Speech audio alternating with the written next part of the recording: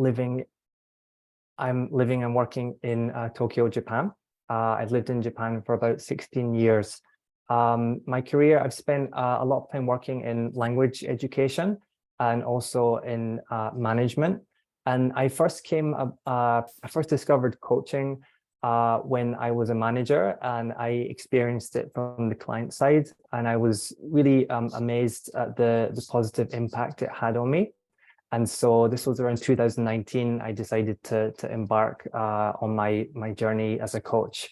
And that was pre-pandemic, so that was when the coaching training was actually face-to-face. So it seems like a long time ago now. And also I'm a CEO and co-founder of a company called Commas.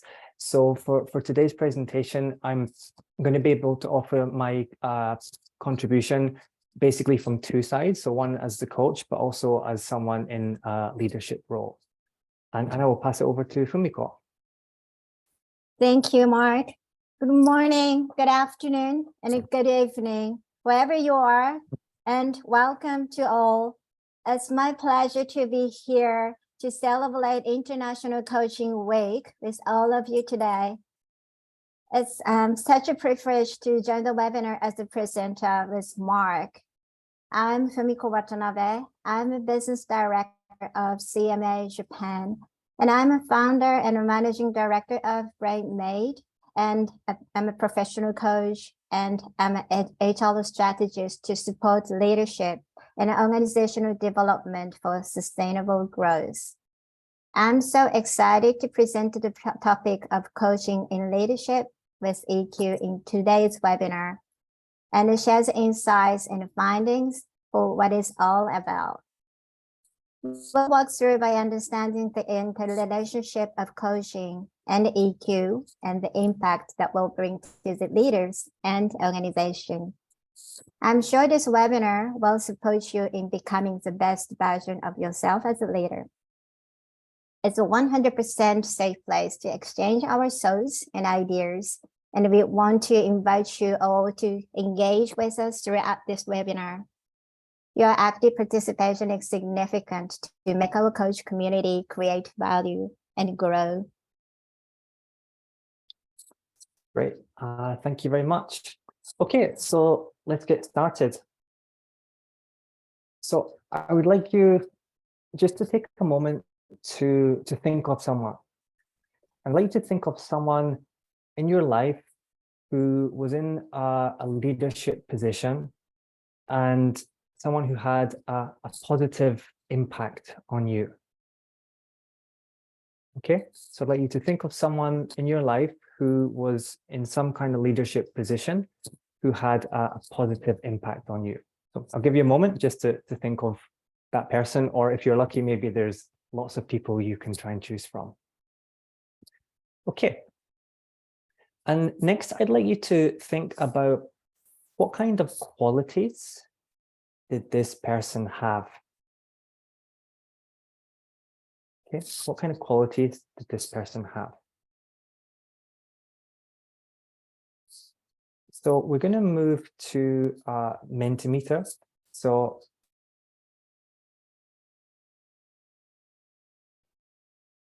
give me 1 second. Okay. Okay. So we're on Mentimeter, and if you can use the QR code at the bottom, or if you go to menti.com and enter this code, what I'd like you to do is to input some of the qualities or the traits that this person had, and hopefully we're going to get a word cloud generated. Okay, so if you can just use the QR code and then enter some of the qualities of the traits this person had, and I'm hoping we can get to see some words shortly.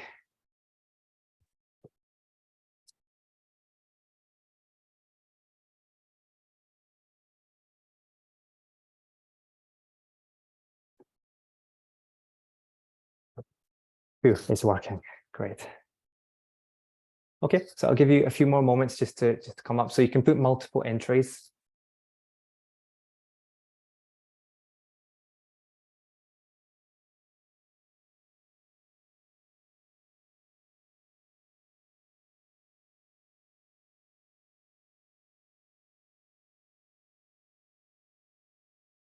confident, trusting, people-centered, respectful, caring, open-minded, no judgment.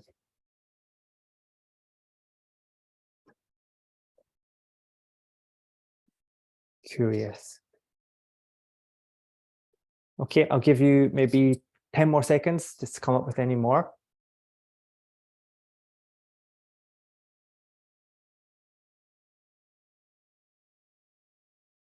Authentic.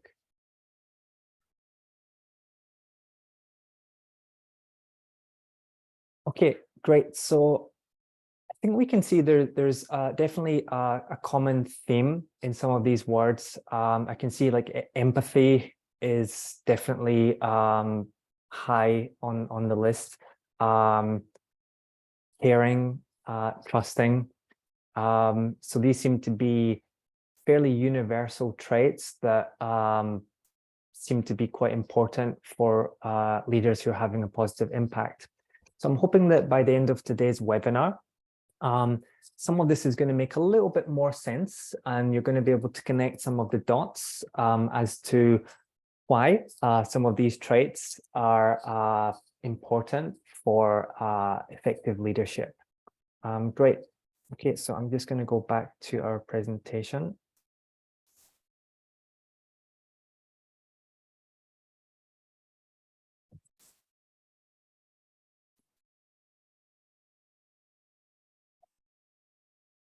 Okay, great.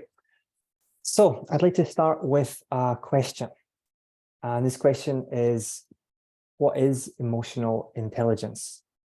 Now, there are a lot of definitions going around for emotional intelligence, and there isn't really one definitive definition that everyone agrees upon.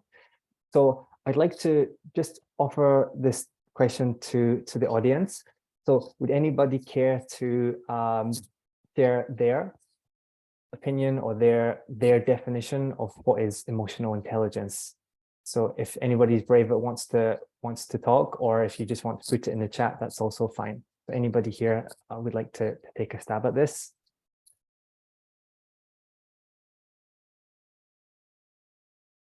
If you want to unmute, you can just shout out, or if you want to put it in the chat, that's also fine. Okay, so we got nice ones. So having self-awareness and knowing what to do with it. I like that. That's a nice, concise definition.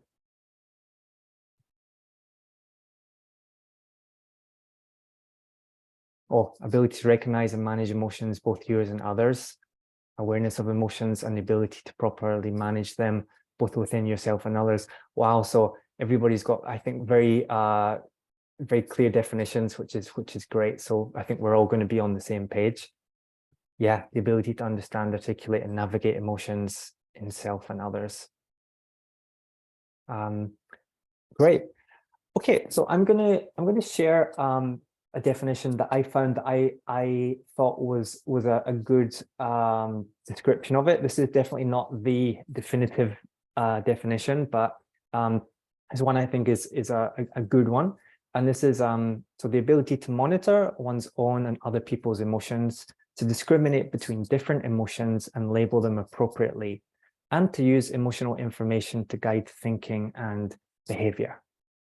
Now, I think reading this definition, hopefully you can see there's clearly some synergy with coaching.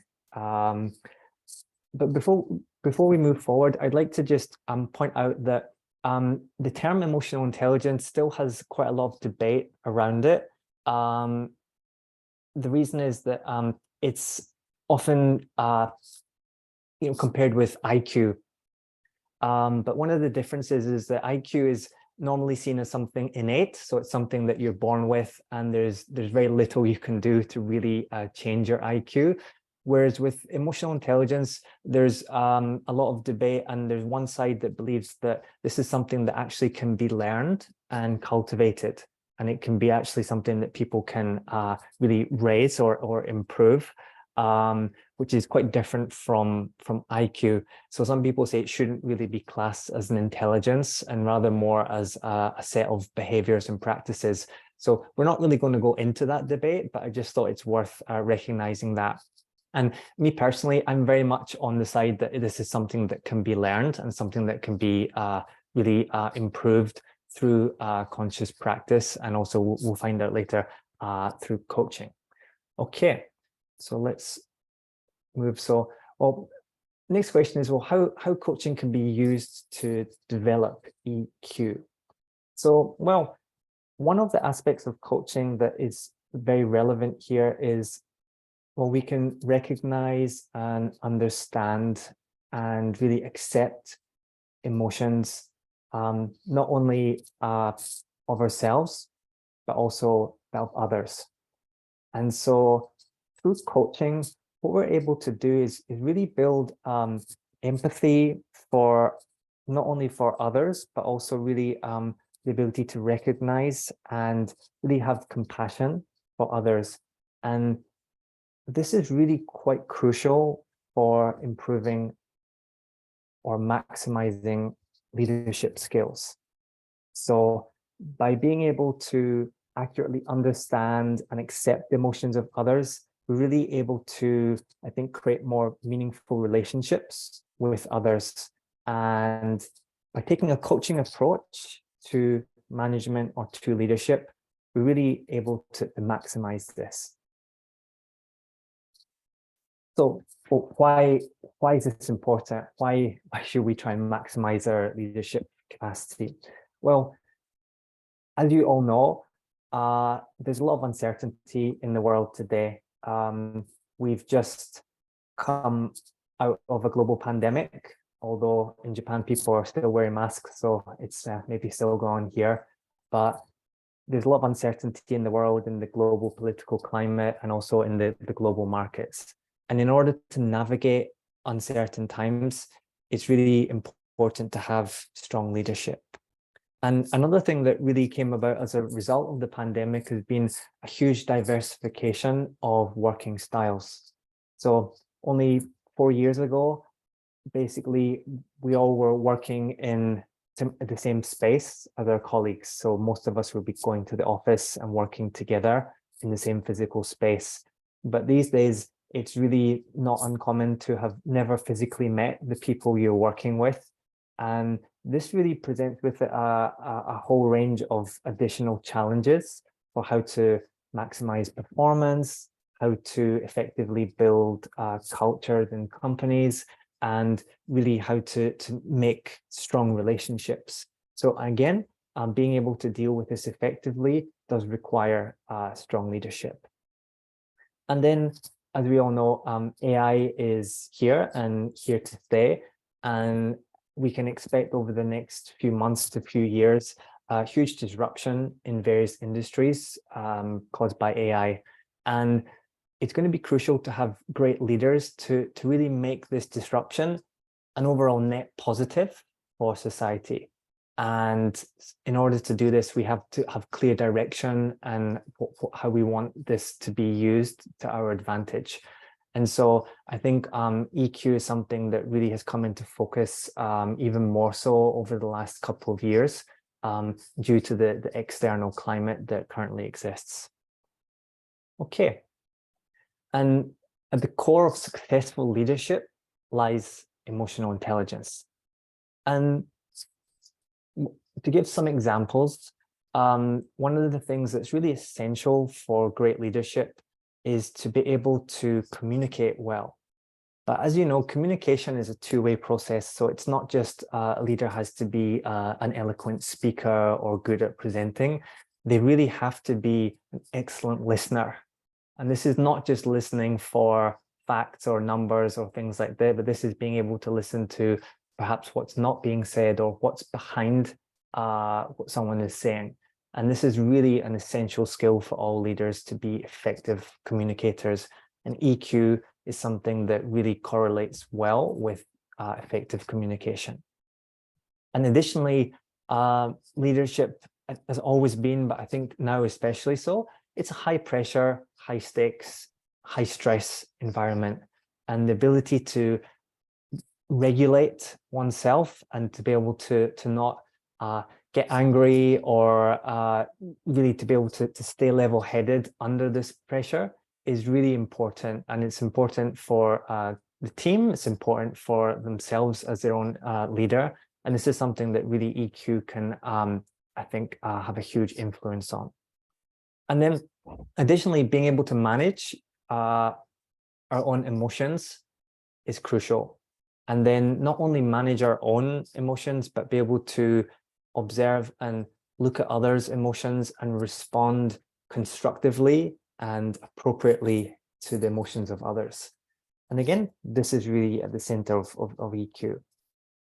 And then by doing this, what we can do is we can foster stronger relationships and better relationships with the people we're working with. And this is really crucial because in order to, I think, even if you want to improve your career, to move up in a corporation, let's say, being able to foster strong relationships really sets you up for success. So if you're able to manage things up to the next layer of management, and you're able to build strong bonds with your team, then you have a much higher chance of being able to move up and advance your career. So this is really crucial, not only for existing leaders, but for people who are wanting to perhaps explore that avenue in the future. Okay, well, how much does this really matter? Because I've been saying that this is really important, but is there anything that actually can really confirm or highlight this? Well, research done by Daniel Goleman. So Daniel Goleman is quite famous among the EQ community. His book called Emotional Intelligence was really the first popularization of this as a concept. And so he's quite prominent in this field, although he's not actually a psychologist. But the research that he refers to shows that really high emotional and social intelligence can give really significant advantages to people in management and above.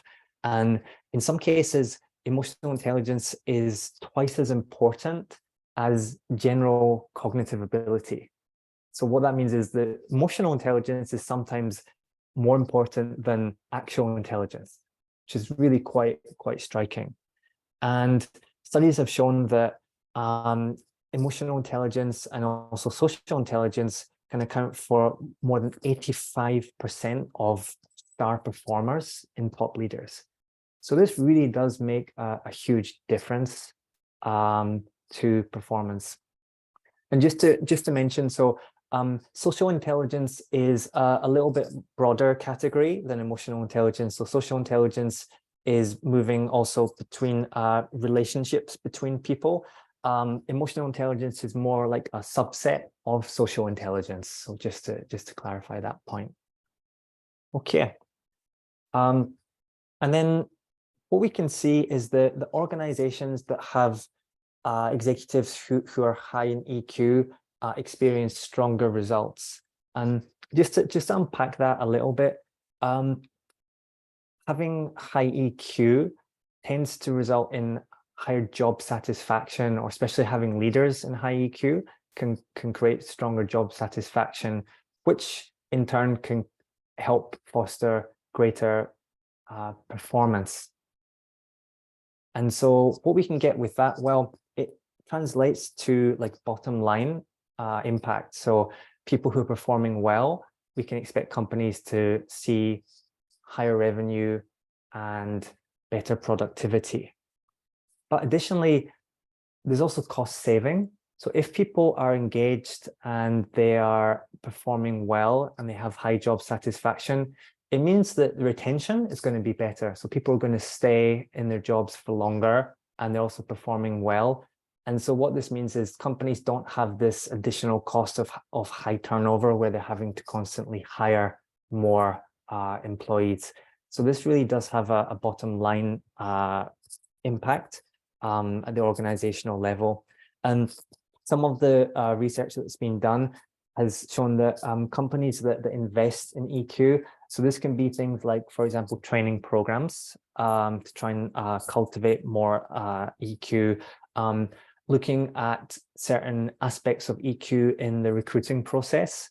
And also really coaching is something else that is really a key component here. Companies that invest in that tend to have a really high return on their investment. So the data I've seen is between 2 and 4 times the ROI. So basically what they put into investing in their staff and their trying to cultivate EQ really does produce significant returns.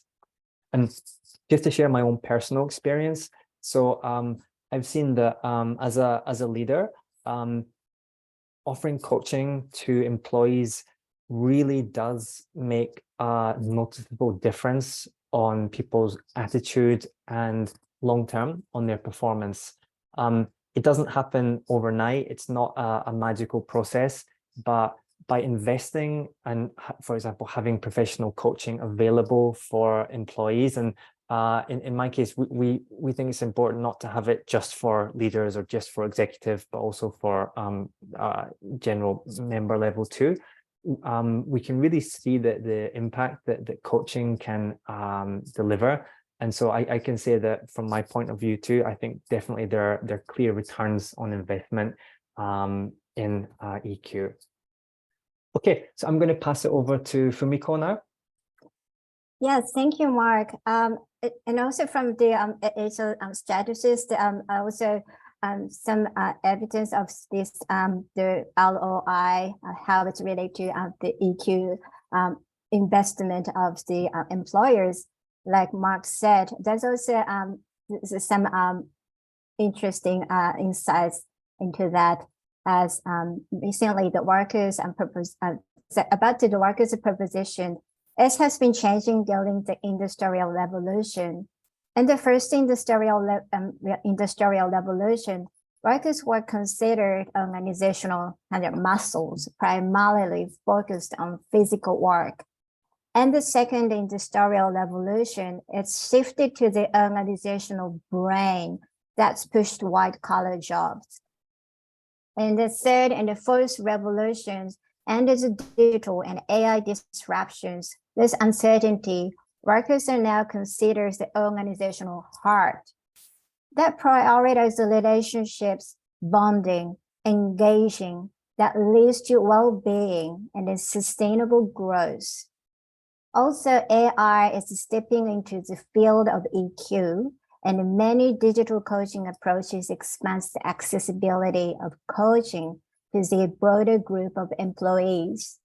This used to be prioritized by senior executives, directors above. That contributed to increasing demand for coaching to invest. So now I want to move to what is EQ and what is the domain and the competencies. According to the Daniel Goldman, EQ has 4 domains. Start with self-awareness, self-management, social awareness, and the relationship management. And the 12 competencies that are emotional self-awareness, emotional self-control, adaptability, achievement orientation, positive outlook, empathy, organizational awareness, influence, coach and a mentor, conflict management, teamwork, inspirational leadership, which has a formation of the great leader. Some of these competencies may have been presented in the leader whom you have just recalled earlier this presentation.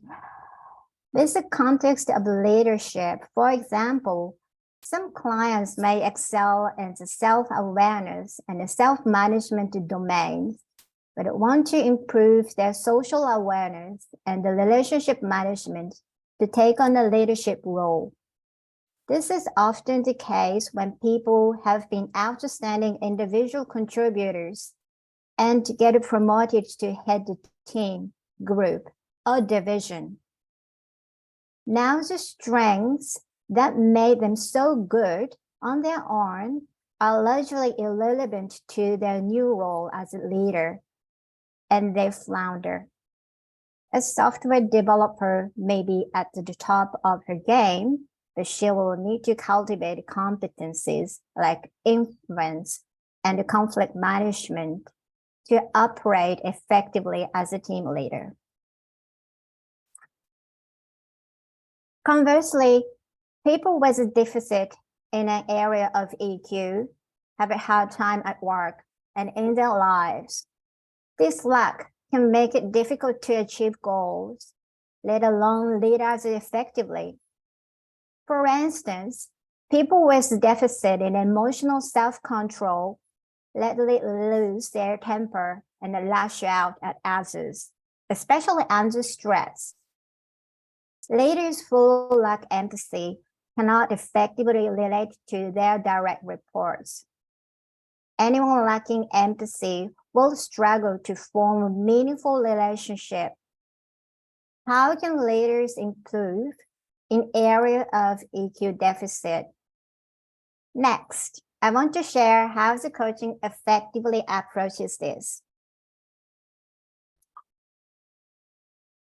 Coaching is all about EQ, and EQ has an essential relationship with awareness, meaning it all starts from awareness.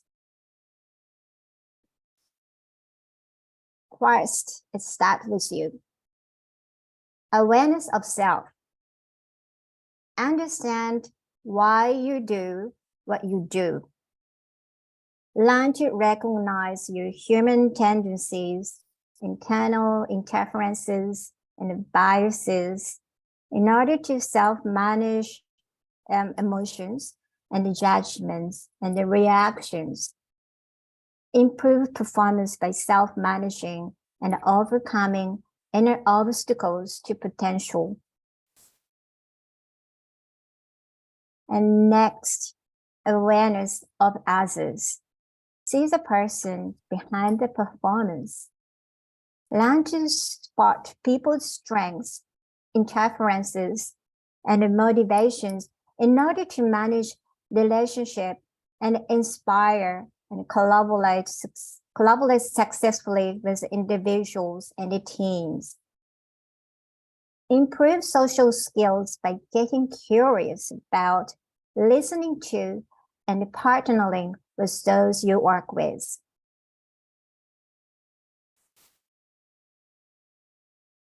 And awareness of organization.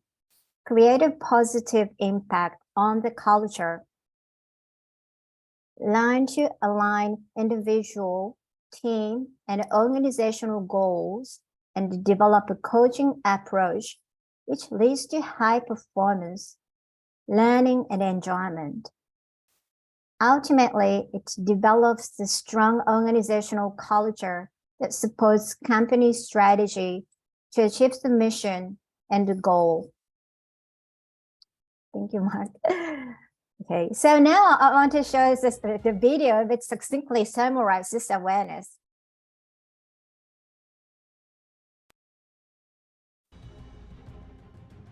So if we ask ourselves why self-awareness is critical to leadership, I think we have to start again with the notion of what leadership is. And if we accept that it is a relationship, and within that relationship, it's actually not you who decides whether you're a leader, but it's the followers that make that decision.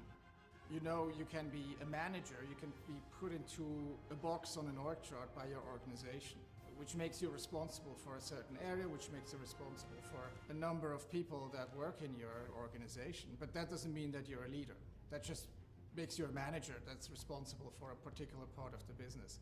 But the question whether you're a leader is really decided by your followers. They either decide to follow you every day, or they might decide to just comply with what you tell them, or they might decide not even to comply. And that requires you to understand what makes you unique as a person. There's actually Gareth Jones and Rob Goffey, created that one question, which I think is a great one. Why should anyone be led by you? And we also help you to find the answers to it, because the answers lie in your unique strengths, because there's only one person that has a set of strengths like you do. They lie in how you make sense of the world. what you see as your purpose in life. And if you're in touch with that, it's a lot easier for you to create an environment where people around you also can get in touch with their sources of purpose. So people want to be in touch with a real person, they want to know your strengths, but they also want to know what your weaknesses are, you know, and they see them every day, you know, they see them 8 hours a day.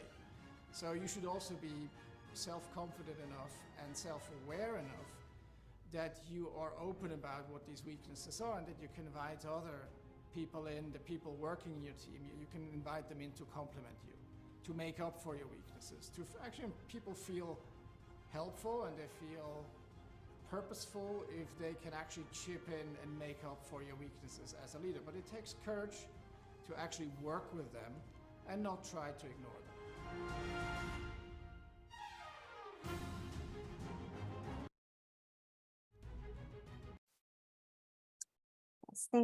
Thank you, Mark. Yes, so in this video shows the courage to notice and awareness is very important and not to ignore. So that's a strong message from this video. And then now I want to invite Mark as the CEO. Could you also share your experience, how this awareness as a leader, how it's impact to you and your team? Yeah, it's really crucial to try and elevate your awareness. In that everybody has blind spots. There's things that maybe they are not good at, or they're they need help with. But if we're not aware of something like that, then it's very difficult to do anything. And so it's really crucial that we can elevate our awareness so that we're able to become better at what we do. And this can be, I think, EQ is really at the heart of this, because if you can create a psychologically safe environment where you're able to get, for example, like the video said, feedback from others on your weaknesses, then you're able to try and address that and improve. But really, it does all start with awareness. So if you're not aware of these weaknesses, nothing can be done. And so I would say, as a leader, it's crucial to try and proactively seek opportunities to raise your own awareness, but also you can get that awareness from other people too. They can definitely offer that. And of course, coaching is really an obvious example of how that can be done in a super effective way, because basically the coaching session or coaching space is designed to really elevate that awareness. So I would say that it's a crucial thing to hold. And as a leader, it's something we have to constantly try and keep working on, because I think there's never a point where you feel you've reached maximum and you don't need to be more aware. You're always going to have some room for improvement. Yeah, absolutely. Thanks, Mark. How about also anyone from participants also would like to share about the awareness?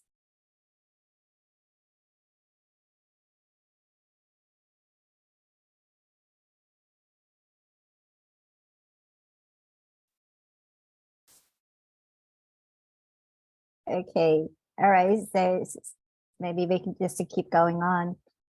Okay. All right.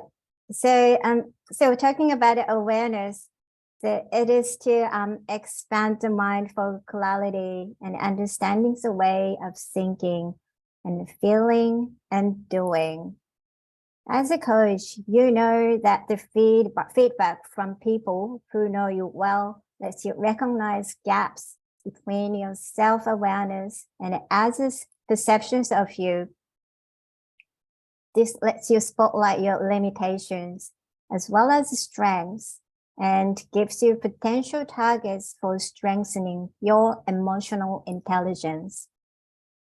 An accurate understanding of our strengths and limitations can motivate steps for development of emotional intelligence.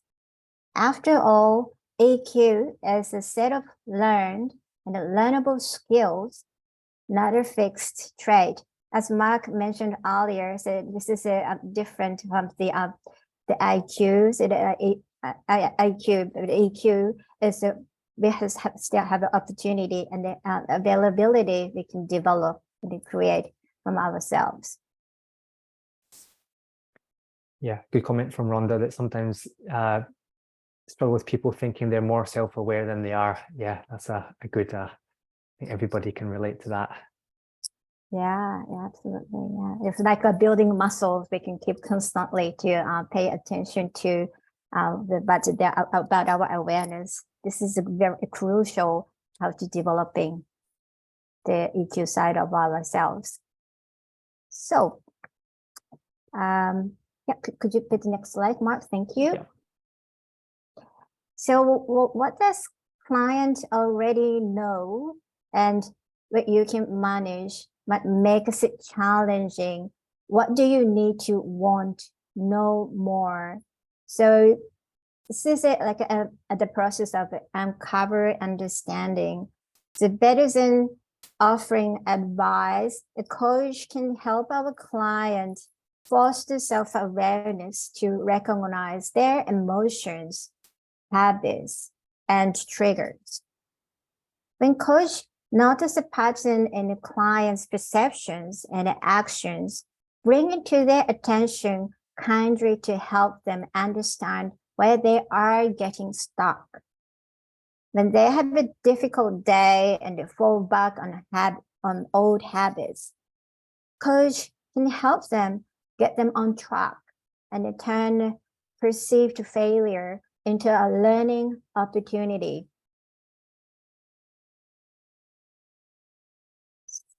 So now I want to share the video of Japanese string game Ayatori. Ayatori is one of the pleasure games that use the string to make a loop, and by repeating the hooking and the removing the string on the finger to exploring different ways to form a variety of shapes and figures. Since this is a hobby which only needs a string and in both of the hands and able to let the player enjoy imagination richly, so the Japanese will have the memory which at least played once when they are young. So when playing with other players, the important rule to remember is that another person must be able to successfully create shapes and figures while the strings on another player's hand. So just quickly, let's watch this video.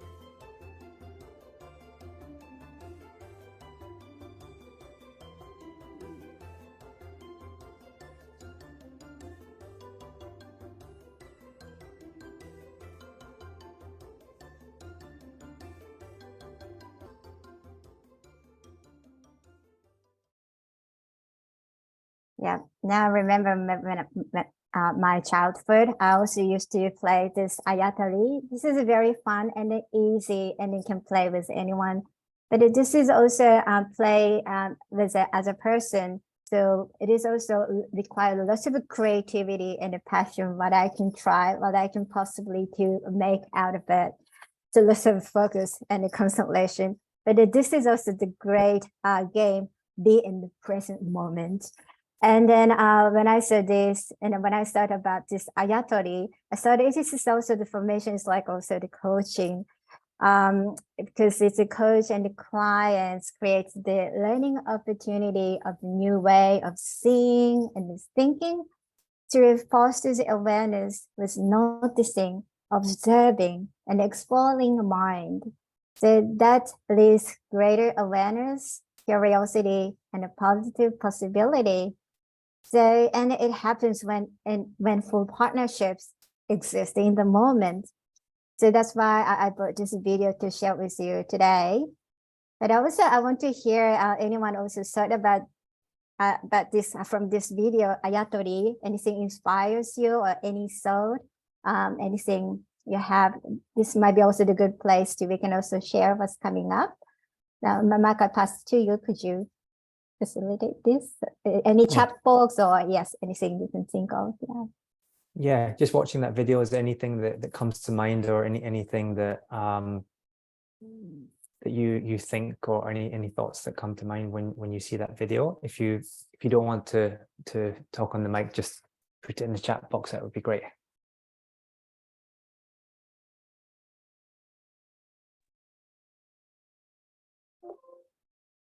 Hello. Oh, hi. Yeah, may I share from what I observed from the video? There's something pop up in my mind. Beside in the presence, like Fumiko just shared, I also have another thinking about curiosity. Because like with this string, you don't know what you can make by just like putting another side, like the other person do in the video. And that is something new that you're not aware of. If you don't do that, that will not come up. So it's quite interesting with curiosity, and it's linked with EQ, and the topic today is about like the leader have this curiosity on the capability of their members, the team member, and then with that they can trigger something to from that person to encourage them to move forward or to expand their capability. Yeah, so it's something quite linked, I think, from this video to what we've been sharing in the topic today. And for that, EQ is something very important for training ourselves to be aware about who we are, what we are doing in the moment. And in that moment, if we are aware about what we are doing and how we are thinking, then we can inspire others with their capability. Yeah, that's what I think from what I observed so far. Thank you so much for sharing this topic. Yeah, That's great. Thanks very much for sharing your insights there. Great. Next, Janet. Yeah, I think the metaphor of the string game is really really insightful, and what it brings is into my mind is two thoughts. One is the importance of the physical relationship between two people, and that brings me to the idea that emotional intelligence my experience of emotional intelligence theory over the years, which I'm very familiar with. Until recently, I didn't understand how important the physiology of emotions is, so that our body has exactly the same physical responses that can either be interpreted as anxiety or excitement. And so I think this metaphor brings the two bodies together and reminds us the importance of not just being able to read what people think their emotion is, but also what their body is doing, and also that they can change what's happening in their body, which actually can change what's happening in their emotions, which, as a person who used to teach acting, that was my tool in trade, but I didn't understand that. So it's a long share, so I'll save the other thought. Okay, thanks. That's great. Thank you very much for that, Janet. Next, we have Anna. Hi, hello. Thank you for this amazing webinar, for such information. And it brought me my childhood, because I didn't know it's a Japanese game. I played all my childhood, and it brought me nice memories and great kind of emotions. But for me, as I was playing it all my childhood, it brings like an automatic movements, because as long as you play, you can anticipate what another person might do. And then you want to switch next time to something else because, you know, it's making more interesting. But by doing it a lot, it becomes automatic. So, you know, you like already anticipate what they're going to do, what you're going to do. So for like Fumiko said, it can be learned, like the EQ can be learned and it's learnable. So the same with this game, you can learn as long, you know, as you participate in this game. Thank Great. you. Thank you very much, Anna. Oh, thank you. Okay, I will move on to the next slide. Is that okay? Yep, sure.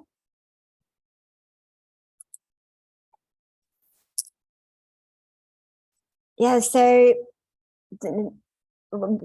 we are also understanding it, how it is, and the uncovering the awareness, and then that's leading to evoking awareness of discovery, insight, and commitment and action. By beginning with emotional awareness, the foundation of emotional intelligence, clients will learn to recognize their emotional drivers and the limitations, which in turn attune them to their values and vision. The ability to help clients discover or rediscover their purpose and values is crucial to staying motivated for growth. This sets great coaches apart from those who employ cookie cutter or one-size-fits-all coaching. These coaches develop a working alliance of trust with their clients, and it helps them align their goals with learnable competencies. And their clients are far more likely to put in the necessary work.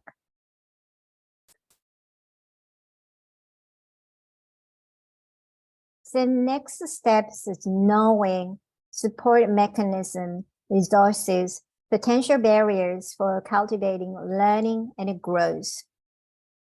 I see the guidance of a qualified coach as uniquely effective in the development of EQ. A coach's ability to offer objective yet highly tailored reflection and the support makes the fundamental difference in creating lasting change.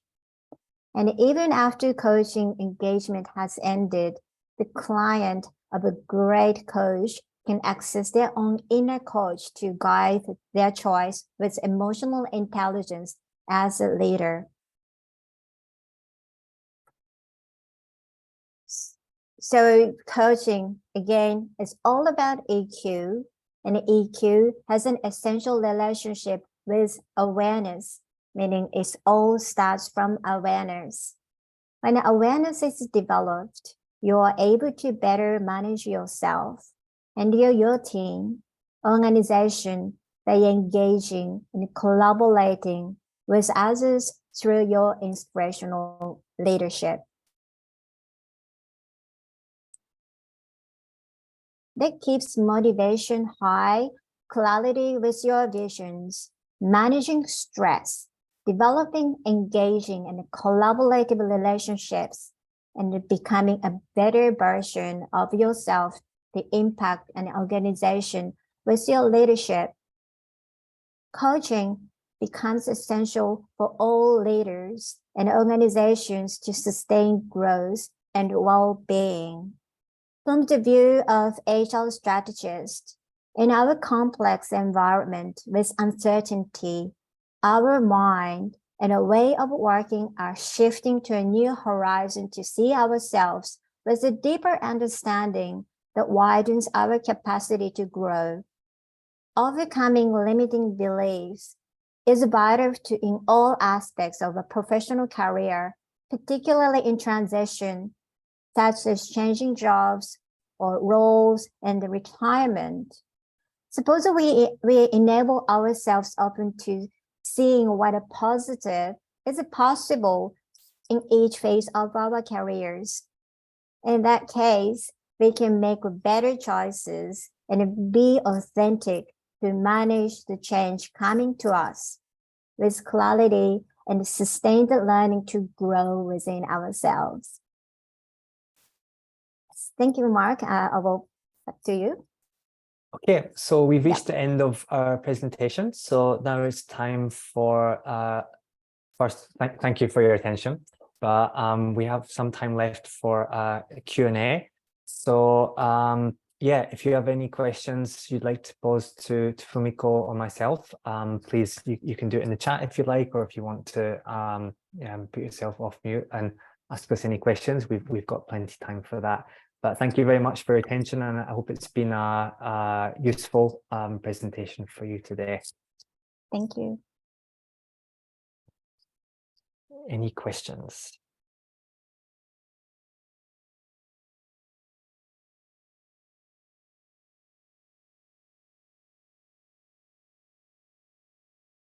I see in the chat there's a question just about the 85%. So just to recap that one. So this was basically research done by Daniel Goleman, and they looked at a number of star performers, and they asked them to try and account for their success. And what the results showed that basically like 85% of their performance could be attributed to emotional intelligence. So they broke it down into the various aspects of emotional intelligence and worked out that basically 85% of what they would say is their performance was really highly connected with or a result of emotional intelligence. So I hope that clears that one up.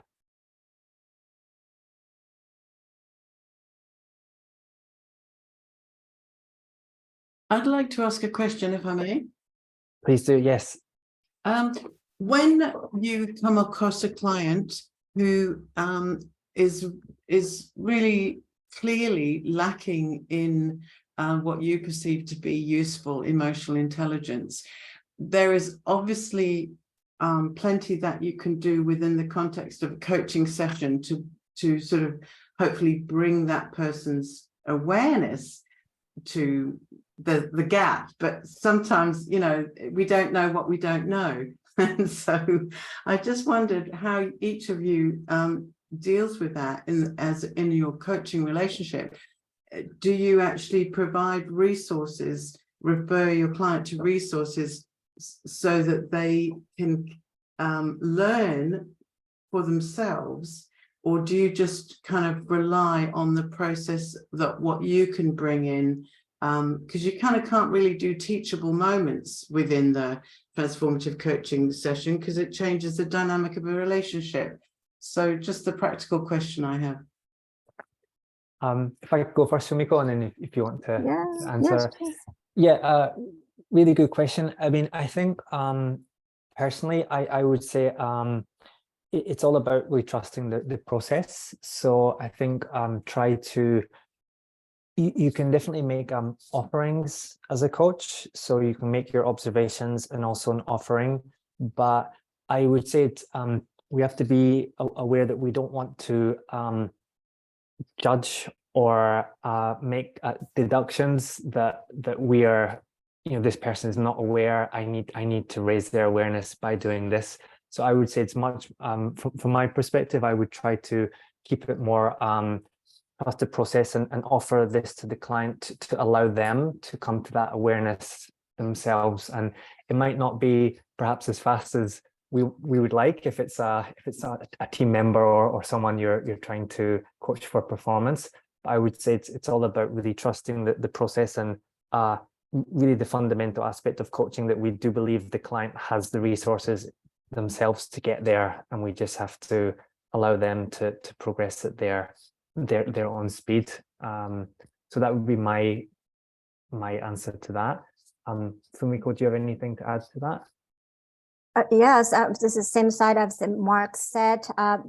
Also, again, to provide a space for the client to also explore and to develop their awareness. Again, for the coach approach, is also nothing to resolve, but what we can do also a co-partnership and creating a space enough to exploring for them to find the aspect of their what as an aspect or but hasn't been noticing yet. So it is for me, it's also a quite longer process. It's not going to be an immediate effect, but it's more building and a bonding relationship that tells also the clients forming their greater awareness. Thank you. Great. Okay, so we got some more questions in the chat box, so we'll just go through these. So yeah, could you please share some practical techniques on how to raise emotional intelligence or awareness? Good question. Good question. Yeah. I think there's a formation. This is exactly what we can develop the EQ. Again, this is also the long process, like building muscles. So nothing cut and paste, copy and paste things. So, but it was more importantly to pay attention, greater attention to awareness itself, the focusing, what we're noticing, what we're observing. That's creating also the greater awareness. So it is what I believe it is also the more pay attention and focusing ourselves over giving ourselves to the opportunity to open our mind, what's happening around us, what's in our with emotions, how am I feeling, and how I'm thinking. So it is all about the attention, how we can build it within ourselves. How about you, Mark? Yeah, I would say two things. One is mindfulness practice. I know it's maybe a cliche these days, but I think I'm really trying to notice your own thoughts. It does begin. I think it can help build your awareness of yourself. And mindfulness, I think, can be done via multiple methods. It doesn't just need to be sitting down, closing your eyes. You know, you can be going for a walk and just letting your thoughts come in and just try to be aware of your own thoughts. And that's something that you can build over time. The other thing is, I would say journaling is quite helpful as a practice. So you know, write about your day or your experience and read it and notice how are you writing about it? What are the words you're using to describe it? And you can also learn a little bit about how you're thinking around that. And that in itself can also build awareness. So that would be my two techniques. Really interesting question. Does EQ have a dark side?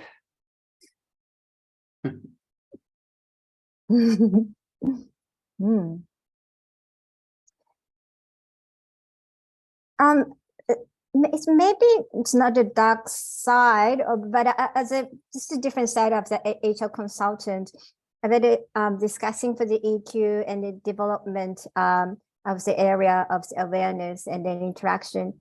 There is some limitations. I don't want to say there's a dark side, but the limitation, it's the ability of the human itself, because this is some kind of disorders or the disability of those emotional response. So as a leaders, also HR, they will always also pay attention. There's a certain limitation we cannot step into. So we also need to be very cautious about it. If we also identify there's a certain limitation for the availability or yes, some we sense some disability in the area. Yes, EQ sometimes is difficult to deal with in that particular setting. Yeah. Yeah, and if I would maybe add, I think like some of the parts of EQ, I think if they go onto the extreme level, could definitely be detrimental. So something like empathy, especially someone in leadership, empathy is really important, but it can become, if you have too much empathy, it can actually have a negative effect on your role as a leader. And it's often referred to as like ruinous empathy, where you're so worried about the feelings, or concerned about the feelings of the members that you're maybe not able to give critical feedback when necessary. So I think definitely, as with many things, too much of something can definitely lead to negative consequences. So that would be my point about that. Another question we have is, Yeah. Do you think EQ is a good measurement for clients' coachability? What do you think, Fumiko? Do you think EQ is a good measurement for clients' coachability? I believe, yeah, this is going to be also the baseline, also the coach also to take into account the coaching, but basically the coaching and also it has a foundation, the relationship with the relationship with awareness itself. So there's more to measure how the client open themselves to aware things. So yeah, it's the I will pass it to Mark. How did you also clarify for that? Yeah, it's an interesting question. I mean, I think it would appear that definitely the higher someone is in EQ, you would expect them to have I think higher awareness in general, or at least I think ability to be able to perhaps like notice their own emotions. So I would expect that to make them perhaps more coachable, in that they're already perhaps on the more reflective or higher awareness side. In practice, I'm not sure whether that actually works, but I would say in theory, I would guess that would be the case. Next question from Maria. So how do you think AI is going to impact emotional intelligence concepts? So there are a lot of a discussion how AI also stepping into EQ and also to the coaching. But again, it's the AI is particularly for the generative AI, that they are the programs from the greater learning of a human being, and then the human being is also taking the lead to create, because AI is actually learn from us. So, but a greater differentiation between AI and a human being is how the emotions are also the critical for the human being to make attachment of the emotion and engagement, collaboration. Because if AI also stepping in that area, I don't know, to be honest, how it's going to be work in the real world, because the coaching is the what people can create between human and human, and the AI can learn from us. So from that concept, what I believe is the human is has a greater potential and opportunity to create, and we're also not sure what we can create because we keep going. And then coaching is also it's a process. So we're also not sure, you know, even when we're also talking with the clients, nothing to resolve, but we also don't know what's coming up, what's in the beneath of the client's mind. So this is a very deeper, I think this the human and the human, even though we also have an uncertainty between. So the human coaches had a greater potential still, which AI cannot catch up with us. That's what I thought.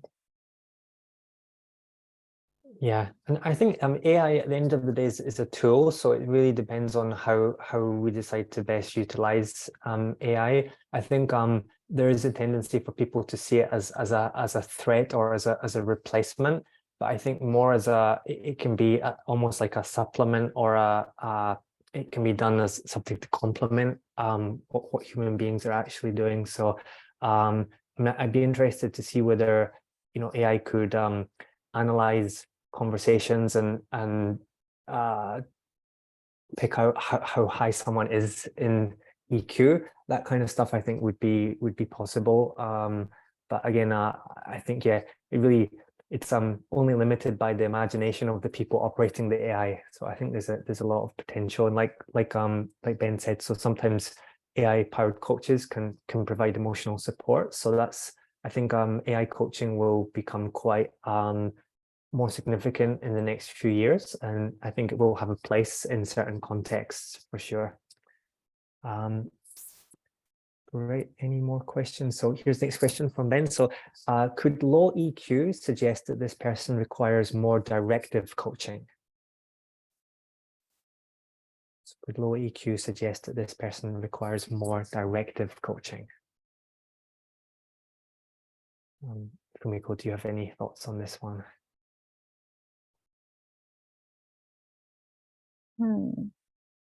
Tough question. Low EQ directive. Yeah, it's also about the definition of low EQ. If the person had difficulties to aware themselves or noticing, it's if the coach noticing says there's some discrepancies of the awareness, that's the area the coach can also come into to help the client to develop the deficit of the awareness.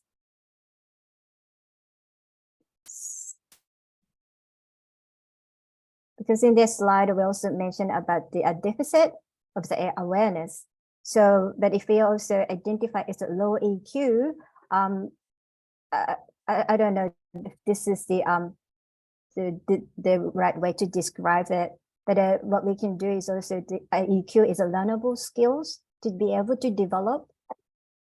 How the client also open to aware of themselves. So this is again how also the coaching leading and the more directive approaches. And then yes, that's the in that sense, I think it's the coach. There's a lot of room for that how the coach can play in that area. What do you think, Mark? Yeah, it's interesting. I mean, I think you know, we have to look at EQ as part of the picture. It's maybe my understanding. I think it definitely does. The effects of let's say low EQ is probably apparent in the situations that the client may find themselves in. So I think definitely the results of the situations might be things that the client wants coaching on, and so maybe directly addressing deficits in EQ may be something that's going to benefit them. I guess the challenges would be like how much awareness do they bring initially, because if there's very little awareness initially, then I think that the real challenge would be how to help foster that awareness in order to be able to you know, start addressing that deficit. We've got a few more comments. Yeah, some interesting comments about this is kind of related to Japan, about people falling in love with machines. If I can offer a comment, like I think this thing is quite interesting. It's interesting. It's not a widespread trend in Japan. I can say that for sure, but I hope not. But one of the things is it's people's fear of rejection is basically can be alleviated with this kind of behavior. So it's I don't know how much it necessarily connects to EQ, but if people are really afraid of rejection, then they can try to focus attention on these kind of objects. So it's an interesting concept. You know, is AI going to replace real human interaction in some respects, because you're not going to have the fear of being rejected by an AI. So that's a very interesting topic. I think maybe in a future webinar would be very interesting to talk about that, I think.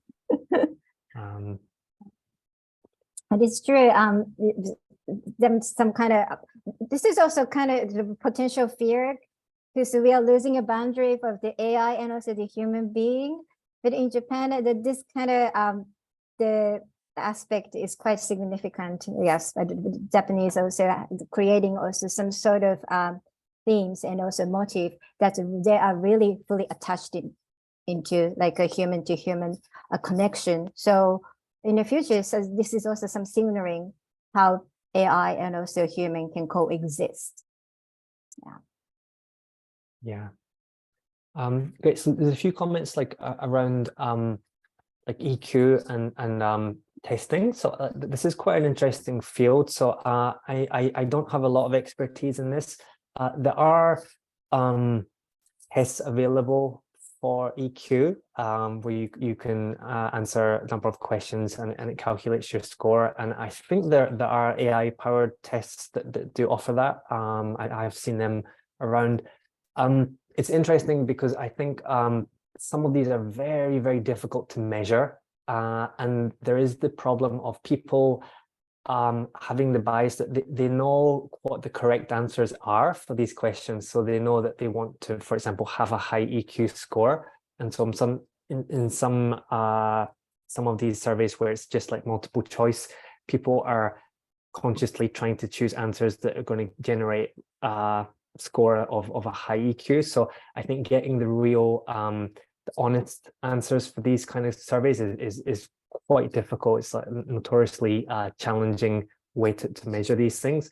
But for sure, I think AI is definitely the way to do that more effectively. You can try and phrase questions that are less leading, and so you can get a little bit more honesty in the responses, which can provide probably more accurate data. But I'm still unclear because EQ covers such a broad spectrum of behaviors. I'm yet to see I've yet to see a test that is like the definitive one which calculates it accurately. And one of the issues is it's quite difficult for us to even know our own EQ. Like we might think we're good at something, but we're not especially good at it in real situations. So that's quite an interesting topic, but I'm pretty sure in the future that will be definitely available in the market at some point, because a lot of businesses are very, very interested in being able to measure these kinds of things. Okay, any other questions or comments?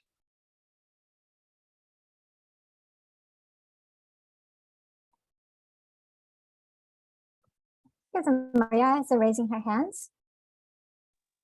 Yep. Yes, good to see you, Fumiko. Sorry, I'm putting kids to bed. I'm in US putting kids to bed, so I'm not ready to hop on the camera necessarily. But one of the ways that I kind of found for myself to explore the EQ of a person is to see about 150 people that surround that person, because we are who the people are around us.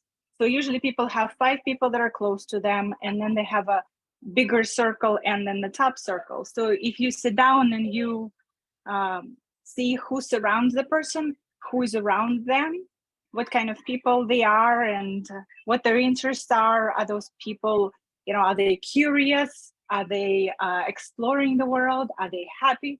Are they happy people? Then you can tell a bit about the person and their emotional intelligence and things of this kind. But if you see that the surrounding of a person are people who are not curious, not exploring the world, they're not happy, people around them are not happy, then you have high chance that the person that you are going to date or get married to has a lower emotional intelligence. It's about understanding the group that surrounds that person, and then the groups around those people. So the bigger you expand into getting to know the person's connections and get to know family, friends, neighbors, how they treat person at the restaurant, the better you'll be able to tell about this person's emotional intelligence. Just a little bit of a life hack I kind of learned for myself. But I appreciate you sharing the techniques about mindfulness and journaling, meditation. That was super helpful. And also I'll be curious to see what's going to happen with because if we are playing with it too much, it will bypass us and get us in a lot of trouble. So I hope the right people have it under control and we can still keep our careers and continue to work in the coaching space. Thank you very much, you guys. I appreciate it. Thanks a lot. Great job. Thank you. Thanks, Maria. Thank you. That's yeah, and so yeah, we have about 9 minutes left. So if there's any other questions, that's fine. If not, we can end a little bit early. Just a reminder. So if you want to register this webinar for your ICF CCEU, which is like the continuous coaching education units, you can do that through this link, and it's $20. I will just share to everyone.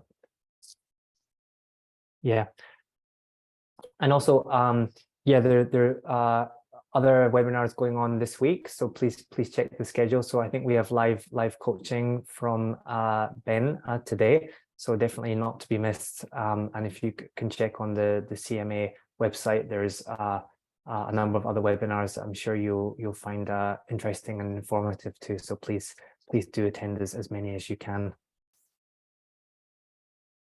Okay. Yeah, so today at 3 p.m. Singapore time is the live coaching demonstration with Dr. Ben Ko. Okay. Anything else? Any other comments?